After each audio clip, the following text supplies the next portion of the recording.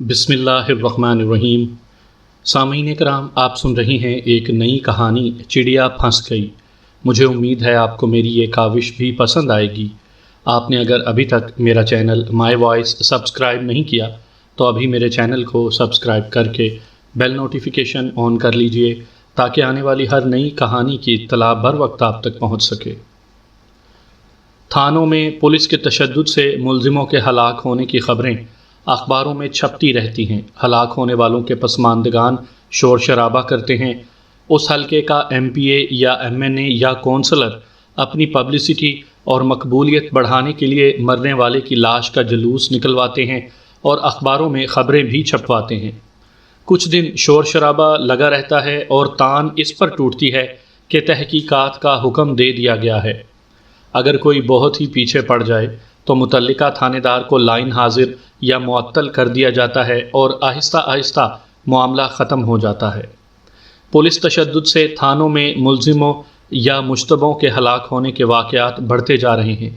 میں یہ رائے نہیں دیتا کہ ان میں کتنے واقعات سچے اور کتنے جھوٹے ہوتے ہیں۔ تھانوں میں ملزموں سے اقبال جرم کروانے اور مشتبہوں سے کوئی سراغ اگلوانے کے لیے ایذا رسانی کا طریقہ آج کی بات نہیں۔ یہ طریقہ اسی دن شروع ہو گیا تھا جس دن پولیس وجود میں آئی اور اس نے کسی واردات کا پہلا ملزم پکڑا اور اس سے اقبال جرم کروایا تھا۔ لیکن ملزم کا پولیس کے ہاتھوں ہلاک ہو جانا جرم ہے جو دفعہ 302 یعنی قتل کے تحت آتا ہے۔ ایذا رسانی بھی جرم ہے۔ اگر عدالت میں ثابت ہو جائے کہ ملزم سے ایذا رسانی کے ذریعے اقبال جرم کروایا گیا ہے تو عدالت اس اقبال جرم کو قبول ہی نہیں کرتی۔ یہ ایک الگ موضوع ہے جو میں نے شروع کر دیا۔ اس کے لیے الگ قانون اور ضابطے ہیں۔ میرے ریکارڈ میں ایسا ایک واقعہ موجود ہے جو میں آپ کو سنا دیتا ہوں۔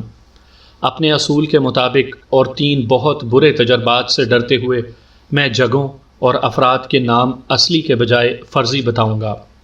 مجھے فوری طور پر ایک قصبے کے تھانے کا چارج لینے کا حکم ملا۔ میں نئے تھانے کے علاقہ ڈی ایس پی کے پاس پہنچا۔ وہ انگریز تھا۔ اس وقت کسی افسر کے متعلق اتنا کہنا ہی کافی ہوتا تھا کہ وہ انگریز ہے۔ پھر یہ کہنے کی ضرورت نہیں پڑتی تھی کہ وہ اپنے کام میں مخلص اور دیانتدار اور ڈسپلن کا بڑا سخت افسر ہے۔ یہ میں اپنی تقریباً ہر کہانی میں پہلے سنا چکا ہوں کہ انگریز اپنے قانون کا احترام کرتے اور لوگوں سے احترام کرواتے تھے۔ ایسا انگریز کم ہی دیکھنے میں کبھی آیا ہوگا جو قانون شکنی کو برداشت کرتا ہو۔ یہ D S P C B ڈریک جس کے ماتحت میں نئے تھانے کا چارج لینے گیا تھا ذرا زیادہ ہی سخت مزاج معلوم ہوتا تھا۔ میں جب اس کے دفتر میں پیش ہوا تو مجھے معلوم تھا کہ وہ مجھے کیا لیکچر دے گا۔ میں اس وقت تک ایسے 4 لیکچر سن چکا تھا۔ یہ 5واں تھانہ تھا جس کا میں چارج لینے گیا تھا اور یہ 5واں ڈی ایس پی تھا جس کا میں نے لیکچر سننا تھا اور بار بار ٹھیک ہے، بہت اچھا صاحب بہادر، جی حضور ویسے ہی کہتے رہنا تھا جس طرح شاعر مشاعرے میں ایک دوسرے کو داد دیا کرتے ہیں۔ اور میں نے اس کے سامنے اٹینشن کھڑے رہنا تھا، لیکن اس نے مجھے اپنے سامنے کرسی پر بیٹھنے کو کہا۔ میں بیٹھ گیا تو اس نے میری توقع کے خلاف اس قسم کا کوئی لیکچر نہ دیا جو ڈی ایس پی نئے تھانے دار کو دیا کرتے تھے۔ اس کے بجائے اس نے ایک کیس میرے آگے رکھ دیا جو پہلے اس نے مجھے زبانی سنایا۔ اسے آپ کیس کہیں، انکوائری کہیں یا تفتیش کہہ لیں۔ میں اس وقت فیصلہ نہ کر سکا کہ میں اسے کیا کہوں۔ بات یہ تھی کہ میں جس تھانے کا چارج لینے آیا تھا اس کا پہلا ایس ایچ او راہزنی کی ایک واردات کی تفتیش کر رہا تھا۔ اس نے ایک مشتبہ کو تھانے میں طلب کیا۔ اگلی صبح اس مشتبہ کی لاش قصبے سے تقریباً 1 میل دور ویران علاقے میں پڑی ہوئی پائی گئی، لیکن ایسا کوئی ثبوت موجود نہ تھا، نہ کوئی شہادت تھی کہ مقتول کو تھانے بلایا گیا تھا۔ یہ الزام مقتول کے باپ نے تھانے دار پر لگایا تھا کہ اس نے اس کے بیٹے پر تھانے میں اتنا تشدد کیا کہ وہ مر گیا۔ تمہاری سروس بہت ہو گئی ہے، ڈی ایس پی نے اپنے لہجے میں اردو بولتے ہوئے کہا۔ تمہیں معلوم ہوگا کہ اس شکایت کی تحقیقات ہونی چاہیے، لیکن تم اس کی تفتیش کرو گے جس طرح قتل کی واردات کی تفتیش کی جاتی ہے۔ ایس ایچ او کہاں ہے؟ میں نے پوچھا۔ وہ لائن حاضر ہے، ڈی ایس پی ڈریک نے جواب دیا۔ وہ معطل ہے۔ اس کے ساتھ ایک اے ایس آئی اور ایک ہیڈ کانسٹیبل کو بھی ہم نے معطل کر دیا ہے۔ شکایت ان تینوں کے خلاف ملی ہے۔ اس ڈی ایس پی کے ساتھ میری جو گفتگو ہوئی تھی وہ تو بڑی لمبی ہے، میں اصل وقوع اختصار سے سناتا ہوں۔ تھانے والے قصبے کا ایک ہندو آڑتی جو ساہوکارہ بھی کرتا تھا، یعنی سود پر قرض بھی دیتا تھا، دیہاتی علاقے میں وصولیوں کے لیے گیا تھا۔ وہ واپس آ رہا تھا تو شام ہو گئی۔ قصبے سے تقریباً میل دور تھا تو اندھیرا ہو گیا۔ وہ علاقہ ویران تھا۔ 2 آدمیوں نے اسے روک لیا اور لمبے لمبے چاقو دکھا کر اس سے وہ ساری رقم لے لی جو اس نے مختلف آدمیوں سے وصول کی تھی۔ وہاں سے وہ گھر جانے کے بجائے تھانے میں گیا اور راہزنی کی رپورٹ درج کروائی۔ تھانے دار نے تفتیش شروع کر دی۔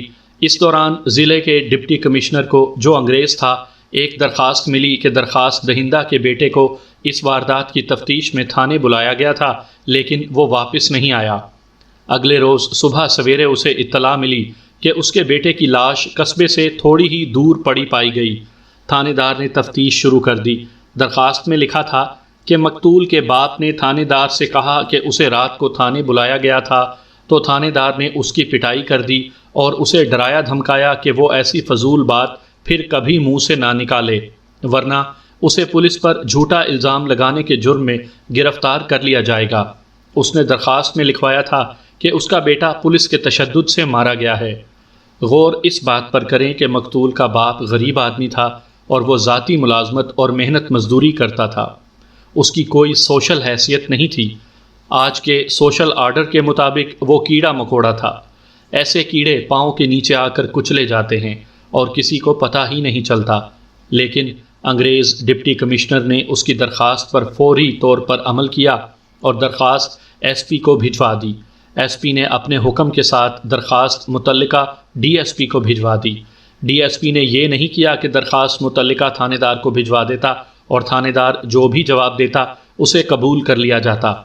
ڈی ایس پی خود اچانک قصبے کے تھانے میں جا پہنچا اور اس واردات کی فائل اپنے قبضے میں لے لی جو قتل کی تھی، اور دیکھا کہ تھانے دار نے کیا کارروائی کی ہے۔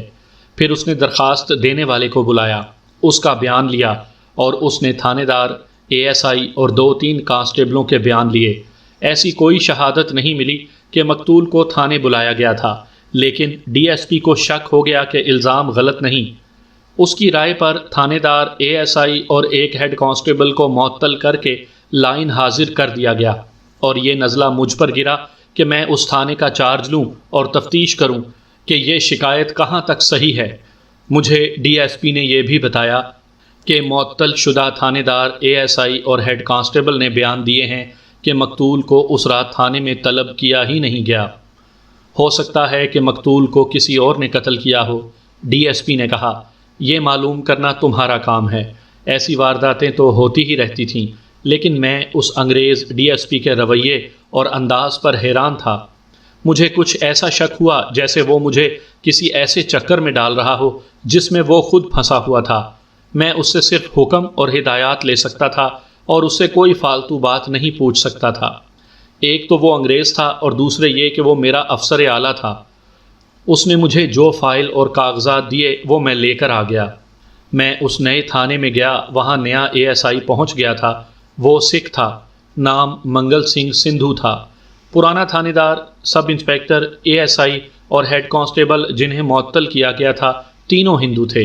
اس تھانے میں ایک سینئر اے ایس آئی بھی تھا، لیکن وہ 3 مہینوں سے غیر حاضر تھا کیونکہ وہ بیمار ہو گیا تھا اور ہسپتال میں رہا تھا۔ اس کا آپریشن بھی ہوا تھا۔ اس کے بعد ڈاکٹر نے اسے مکمل آرام کے لیے 1.5 ماہ کی چھٹی لکھ دی تھی۔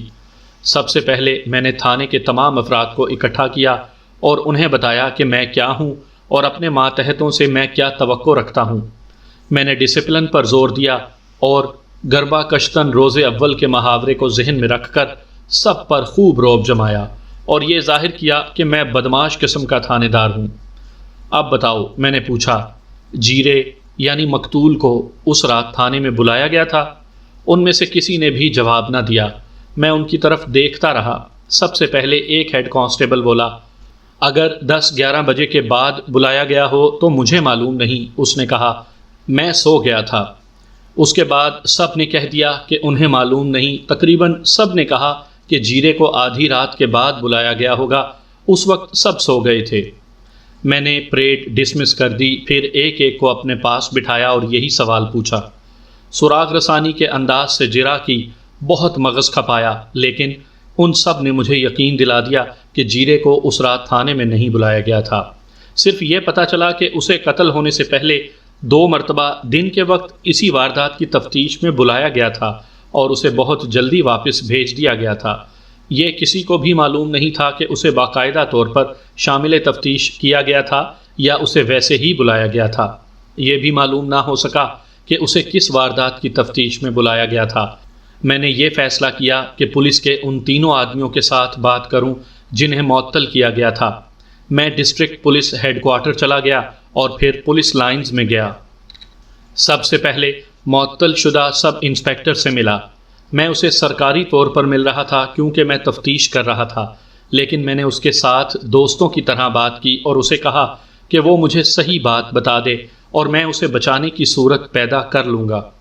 جس طرح فوجی اپنے ساتھی فوجی کی مدد کرتا ہے، اسی طرح پولیس والے بھی ایک دوسرے کے کام آتے ہیں۔ یہ رواج بہت پرانا ہے۔ میں اس ہندو سب انسپیکٹر کی مدد کرنا چاہتا تھا یا نہیں، یہ ایک الگ بات ہے۔ میں نے اسے تاثر یہی دیا کہ میں اس کی مدد کرنا چاہتا ہوں۔ مجھے امید تھی کہ وہ مجھ پر اعتبار کرے گا، لیکن وہ پکا ہندو تھا جو کسی مسلمان پر اعتبار کرنا اپنے مذہب کے خلاف سمجھتا تھا۔ اس نے صاف انکار کر دیا اور کہا کہ اس نے مقتول کو تھانے میں طلب کیا ہی نہیں تھا۔ اس نے کچھ اس قسم کی کہانی سنا دی کہ وہ بڑا سخت تھانے دار ہے، اور چونکہ وہ کسی کی ذرا سی بھی غلطی معاف نہیں کرتا، اس لیے قصبے کے بعض شہریوں نے اس کے خلاف یہ کیس بنا دیا ہے۔ رائے جی، میں نے کہا، میری ہمدردی اور دلچسپی تمہارے ساتھ ہے۔ مجھے ان شہریوں کے نام پتے بتا دو، میں ان کے بیان نہیں لوں گا۔ یہ معلوم کر لوں گا کہ انہوں نے تمہارے ساتھ دشمنی کی ہے۔ میں ان کو اعتماد میں لے لوں گا، پھر تم دیکھنا کہ میں انہیں کہاں تک پہنچاتا ہوں۔ یہ کام نہ کرنا، اس نے کہا، ان کے ہاتھ بڑے لمبے ہیں، تم بھی رگڑے جاؤ گے۔ میں نے اسے اپنے اثر میں لانے کی بہت کوشش کی، لیکن اس شخص نے میری کوئی بھی ترکیب کامیاب نہ ہونے دی۔ میں اسے پہلے سے جانتا تھا، لیکن یہ معلوم نہیں تھا کہ یہ کیسا آدمی ہے۔ اس نے جو باتیں مجھے سنائیں ان سے میں متاثر ہو گیا۔ مجھے یقین سا ہونے لگا کہ یہ سب انسپیکٹر جس کا نام رائے برمن تھا بے گناہ ہے۔ اس کے بعد میں معطل شدہ ASI سے ملا۔ اس نے بھی سب انسپیکٹر رائے برمن جیسی باتیں کی۔ اس کا بیان رائے برمن سے ملتا تھا۔ میں نے اس سے وہی سوال پوچھے جو رائے برمن سے پوچھے تھے۔ اس نے تقریباً وہی جوابات دیے جو رائے برمن نے دیے تھے۔ اس کا بیان بھی یہی تھا کہ مقتول کو تھانے بلایا ہی نہیں گیا تھا۔ پھر میں ہیڈ کانسٹیبل سے ملا۔ وہ بھی ہندو تھا۔ مجھے امید تھی کہ وہ اصل بات اگل دے گا۔ چونکہ وہ کم عہدے کا آدمی تھا، اس لیے میں نے اس کے ساتھ ایسی باتیں کی کہ اسے بہت ہی اہمیت دی، لیکن اس نے بھی صاف انکار کر دیا اور آخر تک انکار ہی کرتا رہا۔ اس نے بھی یہی ثابت کرنے کی کوشش کی کہ شہر کے کچھ لوگوں نے رائے برمن کے خلاف دشمنی رکھی ہوئی تھی اور ان لوگوں نے مقتول کے قتل کو یہ رنگ دے دیا ہے۔ اسے تھانے بلایا گیا تھا اور اس پر اتنا تشدد کیا گیا کہ وہ مر گیا اور اس کی لاش اٹھوا کر شہر سے باہر پھینک دی گئی۔ وہاں میں یہ تاثر لے کر واپس آیا کہ مقتول کو تھانے نہیں بلایا گیا۔ تینوں نے یہ تسلیم کیا کہ اسے دن کے وقت 2 مرتبہ تھانے طلب کیا گیا تھا، اور اس کی وجہ یہ تھی کہ جو ہندو ساہوکار راہزنی کا شکار ہوا تھا، اس نے کہا تھا کہ اسے جیرے پر شک ہے۔ شک کی وجہ یہ بتائی کہ جیرا اس ہندو کی آڑت کی دکان میں ملازم تھا۔ سب انسپیکٹر برمن نے کہا کہ جیرے پر سیٹھ نے بلا وجہ شک کیا تھا۔ اگر دکان میں چوری ہوئی ہوتی تو ملازم پر شک کوئی وزن رکھتا تھا۔ ان تینوں نے اپنے خلاف جیرے کے قتل کا الزام غلط ثابت کر دیا تھا، اور میں نے ان کے دلائل کو اور ان کی پیش کی ہوئی واقعاتی شہادت کو قبول کر لیا۔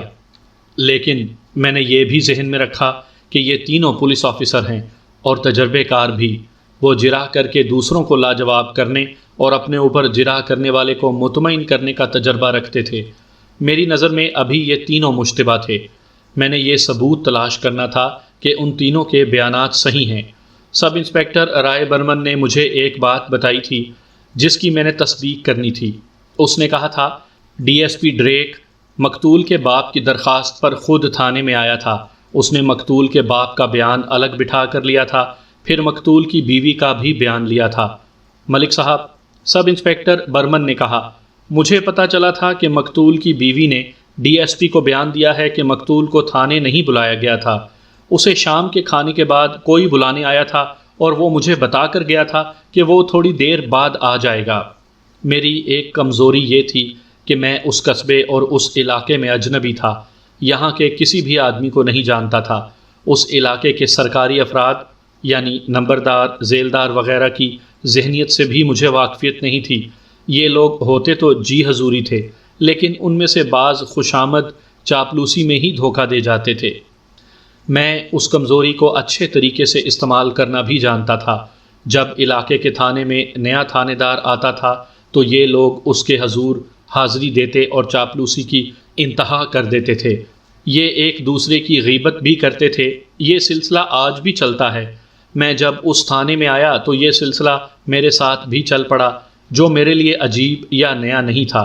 اگر میں آپ کو یہی سنانے لگوں کہ یہ چاپلوس لوگ کیا کیا باتیں کرتے ہیں اور کس انداز سے کرتے ہیں اور ایک دوسرے کے خلاف کس طرح زہر اگلتے ہیں اور حرکتیں کیسی کرتے ہیں، تو یہ عوام الناس کے لیے بڑا ہی دلچسپ مضمون ہوگا۔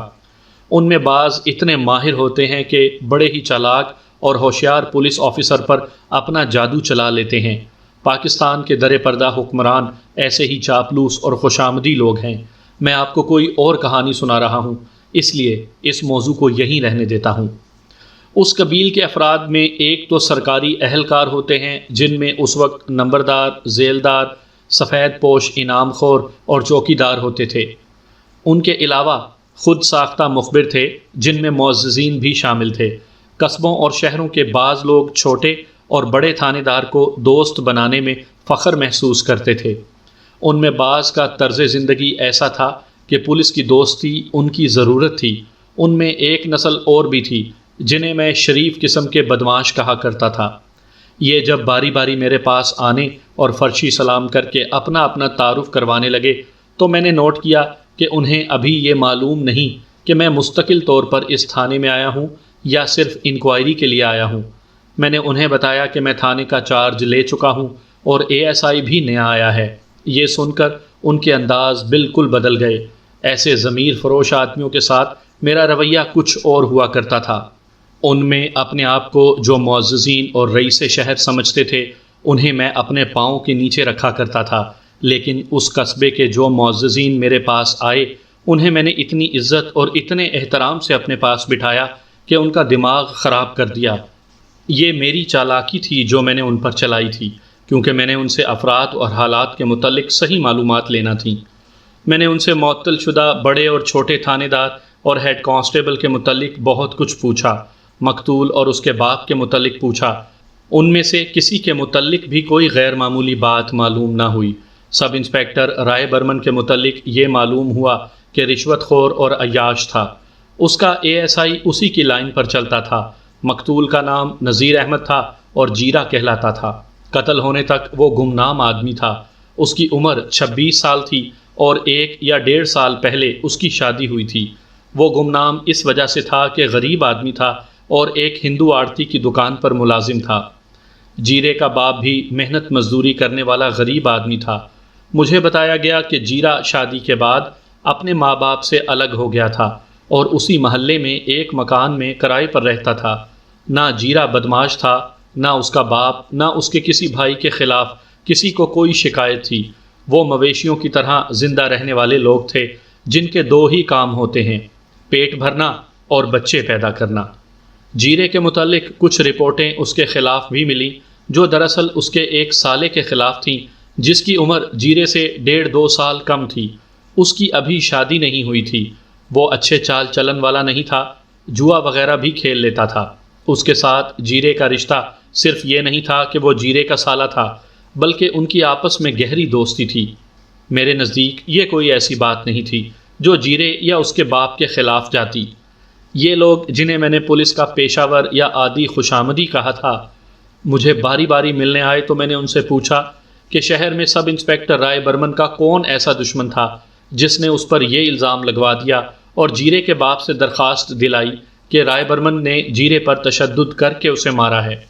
مجھے اس سوال کا تسلی بخش جواب کسی سے بھی نہ ملا۔ ان لوگوں میں ہندو زیادہ تھے، 2 یا 3 مسلمان اور 2 سکھ تھے۔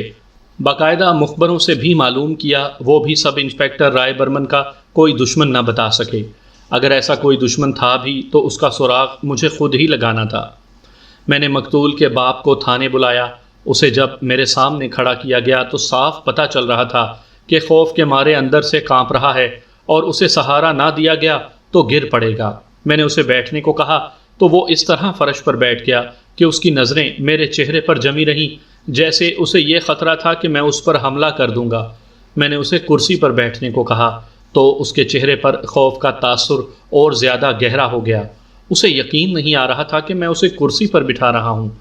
3-4 بار کہنے سے وہ کرسی پر بیٹھا۔ میں نے اس سے اتنا ہی پوچھا کہ تم نے ڈپٹی کمشنر کو درخواست دی ہے کہ تمہارے بیٹے کو؟ حضور، مائی باپ۔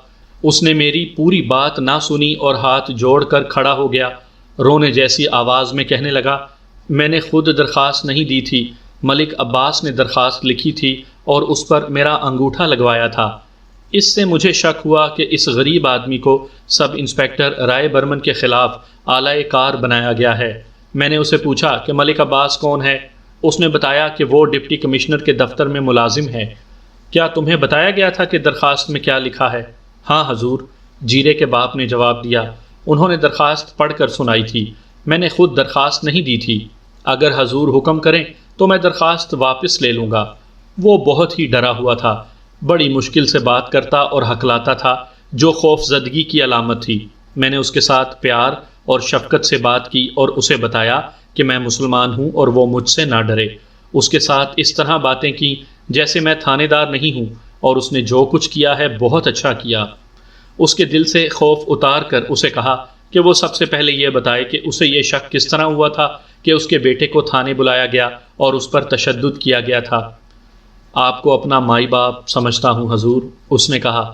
اگر کوئی بات فضول منہ سے نکل جائے تو معاف کر دینا۔ جیرا میرا بیٹا تھا حضور۔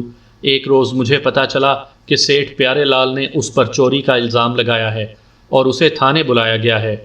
میں نے جیرے سے پوچھا تو اس نے مجھے بتایا کہ اسے تھانے بلایا گیا تھا اور دونوں بار تھانے دار نے اس سے پوچھ گچھ کر کے چھوڑ دیا تھا، لیکن یہ بھی کہا تھا کہ 1-2 دن سوچ لو، میں تمہیں پھر بلاؤں گا، اور اگر تم نہ مانے تو بہت برا سلوک کروں گا۔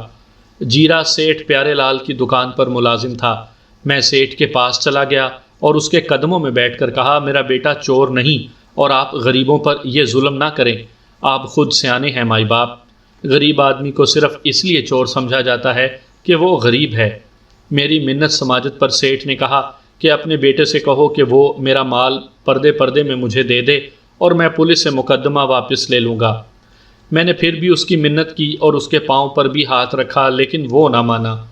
میں نے جیرے سے پوچھا تو جیرا قسمیں کھا کھا کر کہتا کہ اس نے چوری نہیں کی۔ چوری کہاں سے ہوئی تھی؟ میں جانتا تھا کہ یہ راہزنی کی واردات تھی، لیکن میں جیرے کے باپ سے پوچھنا چاہتا تھا، کیا سیٹھ کے گھر چوری ہوئی تھی یا دکان سے؟ نہیں حضور، اس نے جواب دیا، یہ واردات تو سارے شہر میں مشہور ہو گئی تھی کہ سیٹھ وصولیوں کے لیے دیہات میں گیا تھا اور واپسی پر رات ہو گئی۔ 1 یا 2 آدمیوں نے اسے روک کر اس کے پاس جو کچھ تھا وہ لے لیا۔ میرا بیٹا راہزن تو نہیں ہو سکتا حضور۔ پھر تمہیں کس طرح پتہ چلا کہ تمہارے بیٹے کو رات کو تھانے بلایا گیا تھا؟ میرے محلے کے ایک آدمی نے بتایا تھا، اس نے جواب دیا، اور اس آدمی کا نام بتا کر کہا اس نے اسے ایک آدمی کے ساتھ تھانے میں داخل ہوتے دیکھا تھا۔ میں جیرے کے گھر گیا، وہ اپنی بیوی کے ساتھ ہم سے الگ رہتا ہے۔ میں نے اس کی بیوی سے پوچھا کہ جیرا کہاں ہے؟ اس نے جواب دیا کہ اسے معلوم نہیں۔ میں نے پھر پوچھا کہ وہ کس کے ساتھ گیا ہے تو اس نے بتایا کہ اسے کوئی بلانے آیا تھا۔ میں نے اسے کہا کہ جیرے کو شاید تھانے بلایا گیا ہے۔ اس نے کہا کہ تھانے میں اس کا کام کیا ہو سکتا ہے؟ اس نے جس آدمی کا نام لیا تھا میں نے اسے تھانے بلوایا۔ اس کے آنے تک میں مقتول کے باپ سے تفتیش کرتا رہا۔ اسے پکا شک تھا کہ اس کے بیٹے کو اس رات تھانے بلایا گیا تھا اور وہاں سے وہ واپس نہیں آیا۔ صبح اسے اطلاع ملی کہ اس کے بیٹے کی لاش فلاں جگہ پڑی ہوئی ہے۔ وہ وہاں گیا اور اپنے بیٹے کی لاش دیکھی۔ سب انسپکٹر رائے برمن وہاں آ چکا تھا۔ اسے لاش کی اطلاع پہلے ہی مل گئی تھی۔ رائے برمن نے مقتول کے باپ، بیوی وغیرہ کو تھانے بلایا اور باپ سے پوچھنے لگا کہ مقتول کی ذاتی یا خاندانی دشمنی کس کے ساتھ تھی۔ باپ بہت ہی غمزدہ تھا۔ اس نے غم کی شدت میں کہہ دیا کہ رات کو اسے تھانے بلایا گیا تھا۔ اس کی دشمنی کسی کے ساتھ نہیں تھی۔ اس نے یہ بھی کہا کہ اس کا حریف سیٹھ پیارے لال ہو سکتا تھا، جو کہتا تھا کہ جیرے نے اسے لوٹا ہے۔ اگر تم نے یہ بات کسی اور کے سامنے کی تو میں تمہیں الٹا لٹکا دوں گا۔ رائے برمن نے اسے کہا، میں جو پوچھتا ہوں وہ بتاؤ۔ باپ نے پھر اپنا شک دہرا دیا۔ رائے برمن نے اس کی اتنی پٹائی کی کہ وہ کچھ دیر بے ہوش پڑا رہا۔ جب ہوش میں آیا تو اس نے محسوس کیا کہ اس کے منہ پر پانی پھینکا گیا تھا اور اس کے منہ میں پانی ڈالا بھی گیا تھا۔ سیٹھ پیارے لال کو راستے میں روک کر تم نے لوٹا ہے، چھوٹے تھانے دار یعنی ASI نے اسے کہا۔ وہ پہلے اس کمرے میں موجود نہیں تھا۔ اس نے مقتول کے باپ کو گالیاں دے کر رائے برمن سے کہا، رائے جی اسے حوالات میں بند کر دو، یہ پکا ڈاکو ہے۔ اسے گھسیٹنے اور دھکے دینے لگے۔ ایک غریب آدمی پر جو دہشت طاری ہوئی ہوگی اس کا اندازہ صرف میں ہی کر سکتا ہوں۔ یہ شخص جس طرح میرے سامنے آ کر خوف زدہ ہوا تھا وہ میں پہلے ہی بیان کر چکا ہوں۔ وہ سب انسپیکٹر رائے برمن کے قدموں میں گر پڑا، اسے اور زیادہ ڈرا دھمکا کر اور ذلیل و خوار کر کے اس تسلی کے ساتھ تھانے سے نکال دیا گیا کہ اس کے بیٹے کا قاتل مل جائے گا۔ مقتول کی بیوی سے بھی پوچھ گچھ کی گئی تھی۔ مقتول کے باپ نے مجھے بتایا کہ مقتول کی بیوی کو بہت دیر شام تک تھانے میں رکھا گیا۔ وہ جب واپس آئی تھی تو کیا وہ بھی تمہاری طرح ڈری ہوئی تھی؟ میں نے پوچھا۔ نہیں، مقتول کے باپ نے کچھ دیر سوچ کر جواب دیا، وہ ڈری ہوئی نہیں تھی۔ اس نے مجھے کہا تھا کہ جیرے کو رات تھانے نہیں بلایا گیا تھا۔ اب درخواست کی بات سناؤ۔ میں نے اسے کہا، ملک عباس نے تمہاری درخواست کیوں لکھی تھی؟ کیا تم نے اسے کہا تھا؟ یہ ذہن میں رکھیں کہ ڈپٹی کمشنر کا دفتر ضلعی شہر میں تھا جو اس قصبے سے 27 میل دور تھا۔ اس قصبے کے جو آدمی اس شہر میں ملازم تھے وہ اتوار کی چھٹی کی وجہ سے ہفتے کی شام اپنے گھروں کو آ جایا کرتے تھے۔ ملک عباس ڈپٹی کمشنر کا ریڈر تھا۔ مقتول کے باپ نے مجھے بتایا کہ اگلے روز بھی اسے تھانے بلایا گیا۔ اس کے بیٹے کی لاش کو دفنانے کے لیے نہلایا جا چکا تھا۔ یہ غریب آدمی تھانے گیا تو اسے پھر ڈرایا دھمکایا گیا اور کہا گیا کہ قاتل کا سراغ مل گیا ہے اور وہ اپنی زبان بند رکھے۔ اس نے اپنے بیٹے کا جنازہ اٹھوانا تھا اور وہ پہلے ہی دہشت کا مارا ہوا تھا۔ اس نے ہاتھ جوڑ کر رائے برمن سے کہا کہ اسے بیٹے کے جنازے کے لیے گھر جانے دیا جائے۔ اسے اجازت دے دی گئی۔ اس کا بیٹا دفن ہو گیا۔ اگلے روز ہفتہ تھا۔ ملک عباس اسی محلے کا رہنے والا صاحب حیثیت اور نیک سیرت آدمی تھا۔ مقتول کے باپ نے مجھے بتایا کہ ملک عباس ہفتے کی شام اتوار کی چھٹی لے کر گھر آیا تو فاتحہ کے لیے مقتول کے باپ کے گھر گیا اور ایسے الفاظ میں ہمدردی کا اظہار کیا کہ غم کے مارے ہوئے باپ پر تھانے میں جو تشدد ہوا تھا وہ اس نے ملک عباس کو سنا دیا۔ ملک عباس خاموشی سے چلا گیا۔ دوسرے دن ملک عباس نے مقتول کے باپ کو اپنے گھر بلایا۔ وہاں دو اور معزز آدمی بیٹھے ہوئے تھے، وہ بھی مسلمان تھے۔ ملک عباس نے ایک درخواست مقتول کے باپ کو پڑھ کر سنائی جو اس کی طرف سے ڈپٹی کمشنر کے نام لکھی گئی تھی۔ مقتول کے باپ کا اس پر انگوٹھا لگوایا گیا اور درخواست ملک عباس نے اپنے پاس رکھ لی۔ 4 دن بھی نہیں گزرے تھے کہ مقتول کے باپ کو تھانے بلایا گیا۔ وہاں DSP ڈریک آیا ہوا تھا۔ اس نے مقتول کے باپ کا بیان لیا۔ باپ کا بیان وہی تھا جو اس نے مجھے دیا۔ DSP نے جو کارروائی کی وہ میں آپ کو پہلے ہی سنا چکا ہوں۔ میں نے اب یہ ثابت کرنا تھا کہ مقتول تھانے میں تشدد سے ہلاک ہوا ہے یا یہ کہ یہ الزام غلط ہے اور قاتل کوئی اور ہے۔ اس صورت میں مجھے اس قاتل کا سراغ لگانا تھا۔ ملک عباس میرے لیے ایک اہم گواہ تھا۔ ایک اس لیے کہ وہ DC کا ریڈر تھا، لہٰذا ان امور کا اسے تجربہ تھا۔ دوسرے اس لیے کہ اس نے یہ درخواست بلا سوچے سمجھے نہیں لکھی ہوگی بلکہ کچھ نہ کچھ شہادت دیکھی ہوگی، اور تیسری وجہ اس کی اہمیت یہ تھی کہ وہ مسلمان تھا اور نیک سیرت تھا، کیونکہ اس نے ایک غریب اور بے آسرا مسلمان کی مدد کی تھی۔ اس نے ہفتے کی شام گھر آنا تھا۔ مجھے آج تک یاد ہے، ہفتے میں ابھی 4 دن باقی تھے۔ میں نے اسے ٹیلی فون کیا اور کہا کہ وہ آج ہی شام یا کل صبح میرے پاس آ جائے، میں اسے تفتیش کے لیے سرکاری طور پر بلا رہا ہوں۔ اس نے کہا کہ وہ دفتری کارروائی کے مطابق کل صبح آ جائے گا۔ میں مقتول کے باپ سے مزید پوچھ گچھ کرتا رہا اور اس دوران اس آدمی کو تھانے لانے کے لیے ایک کانسٹیبل کو بھیج دیا جس نے مقتول جیرے کو اس رات تھانے میں داخل ہوتے دیکھا تھا۔ اسی کانسٹیبل کو کہا کہ وہ سیٹھ پیارے لال کو بھی تھانے پہنچنے کے لیے کہے اور مقتول کی بیوی کو بھی اپنے ساتھ لیتا آئے۔ مقتول کے باپ سے میں نے مقتول کے سالے کے متعلق پوچھا۔ مجھے بتایا گیا تھا کہ وہ اچھے چال چلن کا آدمی نہیں اور اس کی مقتول کے ساتھ گہری دوستی تھی۔ مقتول کے باپ نے کوئی تسلی بخش جواب نہ دیا۔ میں نے اپنے انداز سے مزید کریدا تو اس نے تسلیم کیا کہ یہ لڑکا بدنام ہے اور جیرے کے ساتھ اس کی دوستی تھی۔ ایک بات اور بتاؤ، میں نے مقتول کے باپ سے پوچھا، جیرے کی بیوی کی تو کسی اور کے ساتھ دوستی نہیں تھی؟ وہ چپ رہا اور پریشان سا ہو کر ادھر ادھر دیکھنے لگا۔